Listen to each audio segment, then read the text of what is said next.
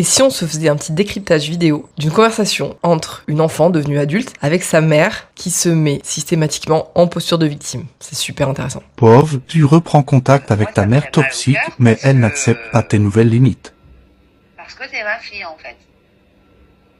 Parce que t'es ma fille et que ce système familial a rejeté ta mère et que toi, tu trouves ça normal. Traduction, parce que tu es ma fille, tu dois être loyale, tu dois être dans mon camp et tu n'as pas le droit d'être dans le camp de la famille. Parce que dans ce type de dynamique familiale, voilà, c'est la guerre. Il y a une mécanique de soit tu es avec moi, soit tu es contre moi. Quand il y a du triangle de Karpman, forcément, ça va induire ce type de mécanique parce qu'il y a la victime, il y a les bourreaux. Et si tu veux pas prendre la place de sauveur, tu vas prendre la place de bourreau. Donc là, sa fille, elle a le choix. Soit elle se met en posture de sauveur et elle est d'accord avec sa mère, soit elle est en posture de bourreau parce qu'elle est en désaccord avec elle. Là, ce que t'es en train de faire, maman, c'est de la manipulation. Pourquoi? Parce que t'essayes de... Pourquoi? T'essayes de m'avoir dans ton camp. Enfin, c'est comme ça que je l'interprète, en tout cas. Pas du tout. Ça c'est un. Je suis prise de court parce que ma tentative de manipulation a échoué. Il me faut quelques secondes pour reprendre de l'air et pour trouver un autre angle d'attaque. Et c'est tellement typique. Ah! Tu vois, c'est difficile de discuter parce que quand on discute et tout et que j'essaye juste d'être sincère et de dire les choses telles qu'elles sont, parce que j'essaye pas du tout de manipuler ou machin, parce que la conclusion de tout ça, elle est pas du tout dans le sens où tu penses. Hein. Quand elle dit c'est difficile de discuter avec toi, elle dit je suis frustrée parce que je n'arrive pas à te faire adhérer à ma narrative. Elle le confirme quand elle dit c'est pas du tout ce que tu crois. Hein. Alors que je pense qu'elle fait partie, comme elle, du même système familial. Et du coup, ça la frustre qu'elle n'adhère pas à sa narrative. Parce que chez une personne qui est en posture de victime, il ne peut exister qu'une seule narrative, c'est celle qui vient, dans son sens, confirmer sa posture de victime. Tout ce qui va à l'encontre de ça, c'est à brûler. Ça doit être détruit, rejeté, annihilé, tout ce que tu veux, mais ça n'a pas le droit d'exister. Parce que tu peux pas être à la fois bourreau et victime. On va le voir après dans la vidéo. Ouais, mais du coup, je vais pas continuer parce que tu vois, on peut pas parler parce que par ta réponse, par contre, par ta remarque, là, je vois que tu te mets en colère Bah non. alors que je dis juste des choses factuelles et que toi, tu prends ça pour de la manipulation. Alors là, je peux plus parler. Donc là, on a une tentative de gaslighting. Elle est petite, hein, on pourrait la laisser couler, mais l'accuser de s'être mise en colère alors qu'elle a juste décrit ce qui était en train de se jouer, elle a juste dénoncé la manipulation. C'est encore une fois une tentative de manipulation de sa part pour décrédibiliser ce qu'elle lui a dit et pour redonner toute la place à sa propre narrative. Mais à aucun moment elle s'est mise en colère, elle est restée parfaitement calme et factuelle. Je t'invite à parler, justement, si je Non, t'émettais ma théorie. C'est la sensation, c'est que je manipule. Dès que je m'exprime dans cette famille, on dit que je manipule. C'est un truc de dingue. Donc là, on est sur une tentative de généralisation. Dans cette famille, c'est un lot. C'est je suis moins victime de la famille dans sa totalité. Et plus cette généralisation de dès que je parle, je suis invalidée. C'est aussi une tentative de manipulation. Le truc, c'est que ça a toujours été comme ça. C'est-à-dire que comme je vais pas dans votre sens, parce que là, je te mets dans le paquet parce que du coup, je vois que t'es là-dedans. On revient à la notion de clan. Hein. Si tu n'es pas sauveur, tu es donc bourreau. Donc je te mets dans le lot avec le lot des bourreaux. Comme je vais pas dans votre sens de cette vision où je devrais te dire oui, Maëla, je suis vraiment une mauvaise personne.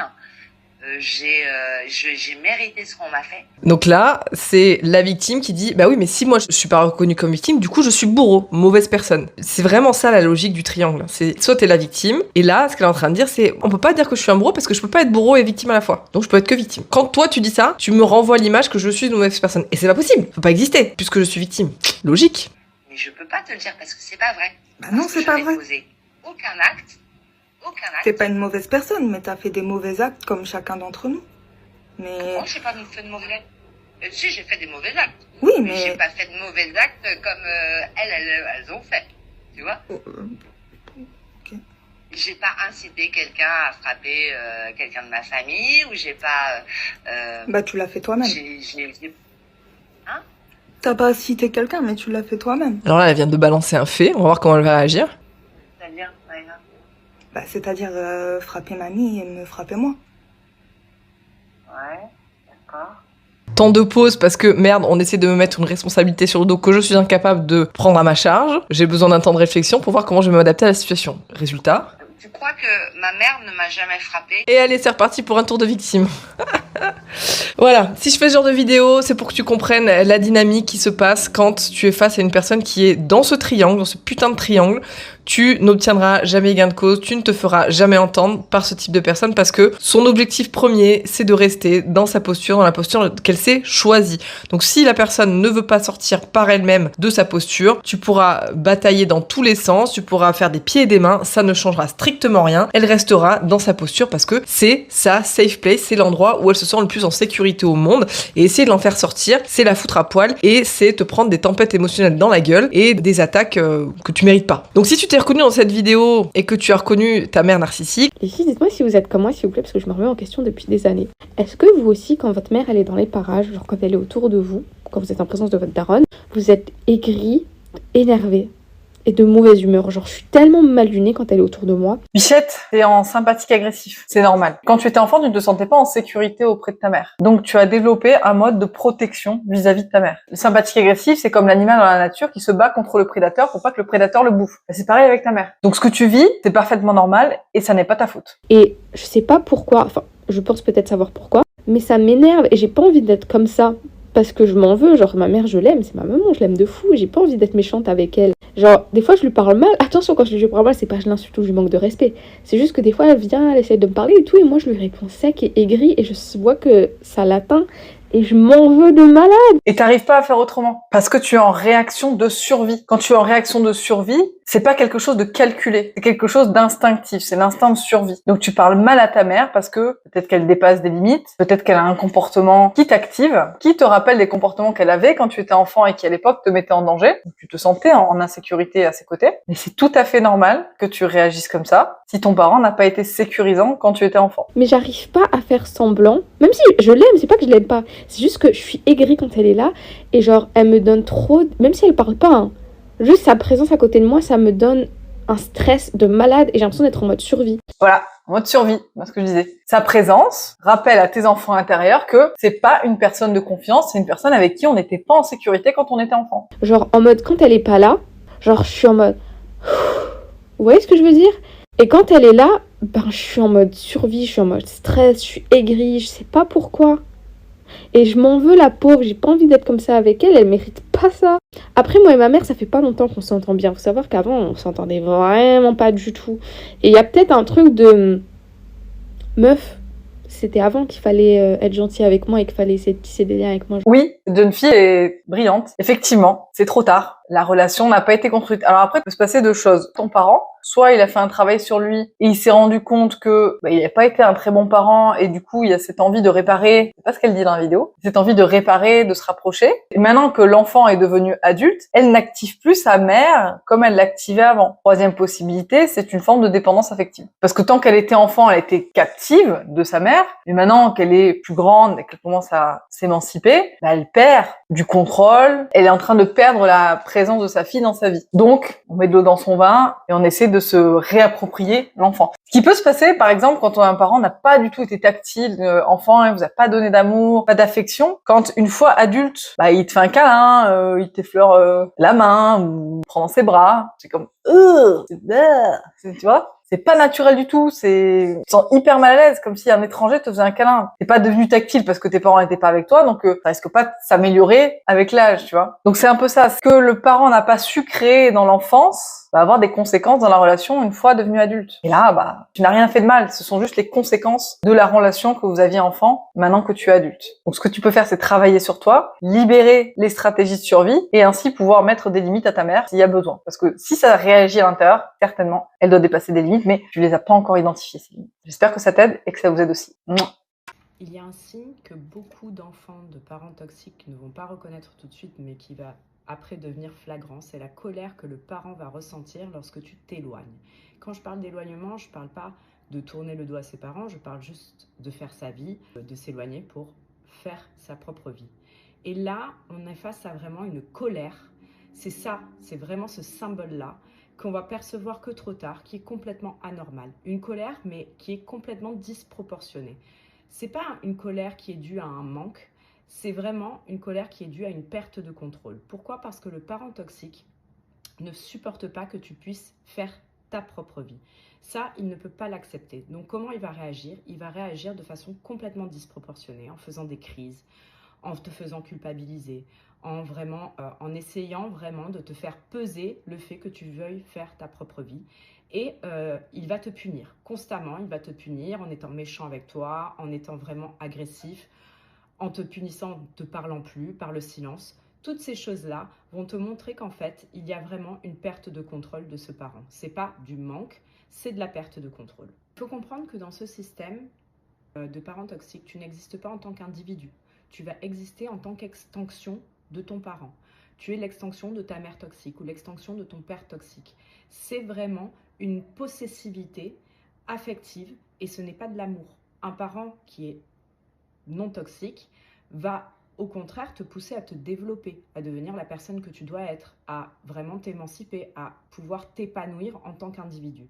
Avec le parent toxique, tout ça, ça n'existe pas. Tu n'as pas le droit d'exister en tant qu'individu parce que tu dois être l'enfant qui est malléable, l'enfant qui va faire ce que lui attend de toi, l'enfant qui doit être présent uniquement pour les besoins et qui surtout doit répondre à toutes les attentes du parent toxique. C'est-à-dire que à partir du moment où tu t'éloignes, alors il perd le contrôle sur comment il veut que tu sois, sur ce qu'il estime que tu dois faire de ta vie, sur qui il estime que tu dois fréquenter, parce que tout doit venir de sa propre décision, rien ne doit venir de toi.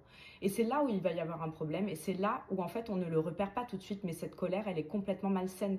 Ce n'est pas normal d'être en colère parce que ton enfant fait des choix pour sa propre vie, ce n'est pas normal de lui en vouloir de vivre. Et comme avec le parent toxique, il y a vraiment quelque chose qui se met en place qui est vraiment du symbole de la loyauté. Tu dois être loyal à ce parent toxique parce que c'est inculqué tout de suite. Tu dois être loyal à tous ses besoins. Donc quand toi, tu vas commencer à vouloir vivre, tu vas avoir l'impression de faire quelque chose de mal. Tu te dis, mais je suis peut-être un enfant ingrat, je suis quelqu'un d'égoïste, je ne comprends pas pourquoi ce parent réagit avec autant de violence. Donc tu vas te remettre en question alors qu'en réalité, tu es juste en train de sortir d'une cage émotionnelle qui a été mise en place parce qu'ils estiment que tu es leur propriété, tu leur appartiens, tu n'es pas un individu à part entière. Donc tu ne dois pas avoir peur, tu ne dois pas te sentir mal parce que tu veux vivre ta vie. Vivre sa vie, c'est tout à fait normal. Ce qui n'est pas normal, c'est de réagir avec colère quand son enfant veut juste vivre, respirer et être qui il est. Dans une vidéo récemment, j'ai parlé de ça. Si ton enfant adulte a coupé les ponts avec toi, ce n'est pas parce qu'il n'est pas reconnaissant que tu l'es nourri et logé pendant 18 ans. C'est parce qu'il t'a dit, redit, supplié de l'écouter. Il t'a expliqué ce qu'il avait blessé. Et au lieu de l'écouter, tu t'es senti attaqué. Tu t'es posé en victime. Tu as minimisé, renversé, rejeté. Et parfois, tu es même devenu violent, verbalement, émotionnellement, pire, physiquement. Alors il a fait ce que toi, tu n'as jamais su faire, c'est-à-dire se protéger, lui. Qui a dit ça ? C'est moi. C'est moi qui dis ça. Et certaines personnes m'ont répondu ça.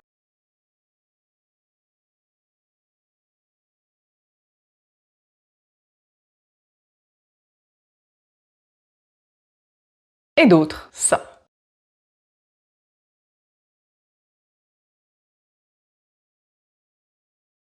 Comment ça se fait? C'est les TikTok. La première chose que je veux adresser, c'est que personne ne coupe les ponts avec ses parents par plaisir, mais uniquement par nécessité. Parce que la seule manière de se sentir respecter eux-mêmes, c'est de prendre de la distance. C'est toujours intéressant dans mes vidéos quand ce que je dénonce est illustré dans les commentaires. Quand on vient m'insulter, quand on vient me traiter de connasse, quand on dit que les enfants d'aujourd'hui se victimisent, que je brise des liens familiaux, que c'est la faute des enfants rois, que vous croyez que vos parents sont responsables de tous vos problèmes, c'est exactement ce que je dénonce. C'est pas ce que je dis qui dérange, c'est ce que ça vient réveiller en eux. Et c'est la définition même de l'immaturité émotionnelle et de l'irresponsabilité émotionnelle. C'est plutôt que d'aller voir à l'intérieur de ce qui se passe, on va attaquer l'extérieur. Parce qu'il est insupportable pour eux de prendre leur responsabilité de ce que leur enfant dénonce, de ce qu'ils ont pu vivre dans leur enfance. Bah du coup, ils réagissent comme ils l'ont toujours fait, et c'est exactement ce que leur enfant essaye de leur faire entendre. Ils disqualifient, ils nient, ils font culpabiliser, et c'est pour ça que leurs enfants doivent couper les ponts. Et puis de l'autre côté, il y a les enfants devenus adultes de ces mêmes parents, qui me remercient, qui se sentent compris, entendus, parce que quelqu'un arrive enfin à poser des mots sur ce qu'ils ressentent à l'intérieur, et que ça fait du bien. Même si c'est pas leurs parents, parent qui a réussi à les entendre, quelqu'un a compris. Ça libère, ça soulage. Le fossé générationnel qui existe aujourd'hui, c'est d'un côté des adultes figés dans leur déni, dans leur honte, dans leur irresponsabilité, leur immaturité et aussi leur toute-puissance. Et de l'autre côté, des enfants devenus adultes qui cherchent à se libérer, qui ne veulent pas blâmer, qui veulent juste se faire entendre. Le problème quand on est immature et irresponsable, c'est qu'on confond responsabilité et accusation.